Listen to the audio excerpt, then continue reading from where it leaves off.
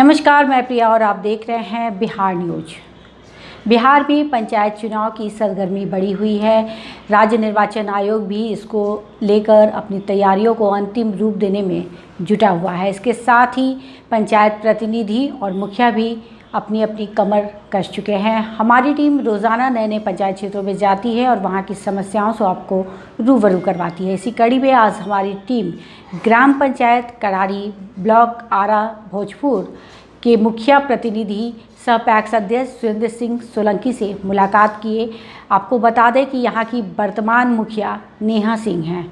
तो आइए आज आपकी मुलाकात करवाते हैं मुखिया प्रतिनिधि सुरेंद्र सिंह सोलंकी से। सुरेंद्र जी नमस्कार।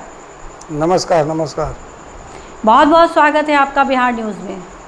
जी मुखिया जी, अपने क्षेत्र का हाल बताएं। हाँ, विकास मेरे स्तर से जितना विकास होना चाहिए सरकार के राशि के अनुसार उस हिसाब से विकास हुआ है और निष्पक्ष रूप से और जनता की ज़रूरत के हिसाब से जो ज़रूरी है उस हिसाब से विकास हुआ है। मुखिया जी, वैक्सीनेशन का कितना काम हुआ है आपके क्षेत्र में? वैक्सीनेशन का काम हमारे पंचायत में बहुत अच्छा तरीके से हुआ है और लगता है कि प्रखंड में सबसे ज़्यादा वैक्सीनेशन मेरे पंचायत में जी वैक्सीनेशन हुआ है। जी सुरेंद्र जी, ये बताइए कि आपके अनुसार मुखिया के अधिकार को बढ़ाना चाहिए और ज़्यादा कि नहीं? मेरे अनुसार मुखिया का जो अधिकार है जी वो मुखिया का अधिकार आम सभा के अधिकार पर निर्भर करता है। जी ये सरकार से हम आपके माध्यम से हम सरकार से निवेदन करेंगे जी कि आम सभा का अधिकार का जो छटनी हुआ है, आम सभा का अधिकार जो पूर्व में पंचायत का था आम सभा का, जी वो अधिकार सरकार फिर से बहाल करे जी और वो अधिकार दे। जी नल जल के क्षेत्र में नल जल में आपके क्षेत्र में क्या कार्य हुआ है? नल जल योजना में नल जल योजना में मेरे पंचायत में कुल 13 वार्ड है जी, जिसमें 5 वार्ड पंचायत के माध्यम से नल जल हुआ है जी और 8 वार्ड नलकूप विभाग के जी पीएचडी के माध्यम से जी हुआ है। जी जी तो मेरे 5 वार्ड में नल जल चल रहा है लगभग दो वर्षों से जी और पीएचडी का काम अभी कुछ अधूरा है जी और इधर बालू का संकट है। बालू के संकट की वजह से ठेकेदार लोग अभी काम रोके हुए हैं। जी जी सुरेंद्र जी, सरकारी योजनाएं धरातल पर उतर रही है या नहीं? लोगों को लाभ मिल रहा है? सरकारी योजनाएं हैं, उसमें पंचायत का कोई एक छत्र अधिकार नहीं है और सरकार के गाइडलाइन के अनुसार ही पंचायत इस समय चल रही है। जी जो सरकार का गाइडलाइन होता है जी उसी अनुसार मुखिया कार्य कर पाते हैं। जी तो आपके माध्यम से हम सरकार से मांग करेंगे कि पूर्ण रूप से आम सभा को अधिकार दिया जाए। जो आम सभा में पारित योजनाएं हैं, पारित कार्य है, उस कार्य को पंचायत के माध्यम से करने का अधिकार दिया जाए। जी जी आपने अपने क्षेत्र में अभी तक विकास के लिए क्या क्या कार्य किए हैं? उनसे आप संतुष्ट हैं? नहीं, अभी मेरे क्षेत्र में पूर्व से बहुत से मोहल्ला वंचित था विकास से, तो मैंने वादा किया था कि वो उस मोहल्ले में उस अंतिम पंक्ति तक विकास की योजनाएं हम पहुंचाएंगे। वो राशि के अभाव में कहीं पंचायत के अधिकार में नहीं, कुछ पंचायत के कुछ जगह आपसी लड़ाई के कारण रास्ते नहीं पहुंच पाए, तो इसलिए थोड़ा दुखी होता है कि पंचायत को अधिकार मिलना चाहिए उस रास्ते को। उसके जो वर्षों से चली आ रही है कच्ची पगडंडी है, उस पर पंचायत को काम करने का अधिकार मिलना चाहिए सरकार से।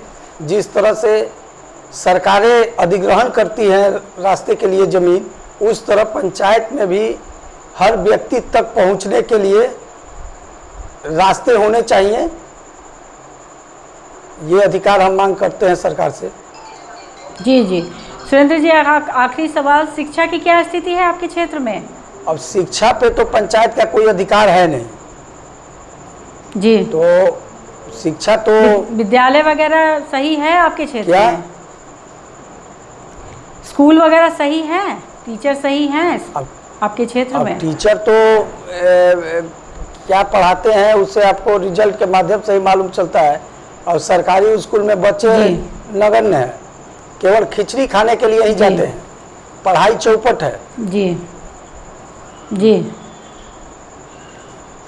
राशन वगैरह सही मिलता है? हाँ, राशन तो पोस्ट मशीन के माध्यम से वितरित होता है। जी जी जी।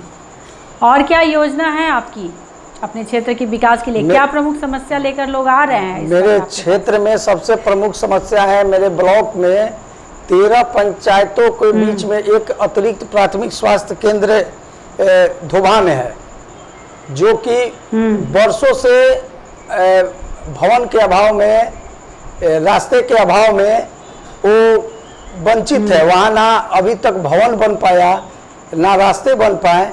इसके लिए मैंने भोजपुर के जिलाधिकारी महोदय को भी बहुत बार आवेदन दे चुका हूँ, बिहार के मुख्यमंत्री जी को आवेदन दे चुका हूँ, बिहार के स्वास्थ्य मंत्री जी को भी आवेदन दे चुका हूँ। बल्कि यहाँ पे ना डॉक्टर बैठते हैं, डॉक्टर की पोस्टिंग है कागज पे, यहाँ ना डॉक्टर बैठते हैं, ना कोई कर्मचारी, अस्पताल का कोई कर्मचारी बैठ पाता है। कहीं पूछो तो मालूम चलता है कि कहता है लोग कि डिप्टेशन में है। तो डिप्टेशन में कितना दिन तक ये हॉस्पिटल चलेगा? ये खुद डिप्टेशन में चला गया है हॉस्पिटल। जी, हम आपके माध्यम से माननीय स्वास्थ्य मंत्री जी का ध्यान आकर्षित कराना चाहता हूं कि ये गंगा के किनार पे, गंगा क्षेत्र से 5 किलोमीटर दूर ये अस्पताल है। इस अस्पताल पे 13 पंचायत निर्भर है। कम से कम आबादी के हिसाब से 1 लाख की आबादी इस अस्पताल में है, और यहाँ एक सुई की, एक पैरासीटामोल की दवा नहीं है, और देने वाला भी नहीं है। ये आपने जो शिकायत किया तो उस पर क्या आपको जवाब मिलता है? वो तो जवाब मिलता है। मैंने माननीय स्वास्थ्य मंत्री जी को आवेदन दिया था, तो आवेदन वो भवन विभाग में, वहाँ से पटना से आरा भवन विभाग में उनका लेटर आया हुआ है, और भवन विभाग में ये लेटर लगभग 2.5 साल से पड़ा हुआ है। उस पर कोई कार्य, आगे कोई कार्य नहीं हो पा रही है। सुरेंद्र जी, बिहार न्यूज़ से बातचीत करने के लिए आपका बहुत बहुत धन्यवाद। आपको भी बहुत बहुत धन्यवाद। तो ये थे हमारे साथ खास बातचीत करने के लिए मुखिया प्रतिनिधि सुरेंद्र सिंह सोलंकी, जिन्होंने बताया कि उनके क्षेत्र में स्वास्थ्य को लेकर काफ़ी समस्या है।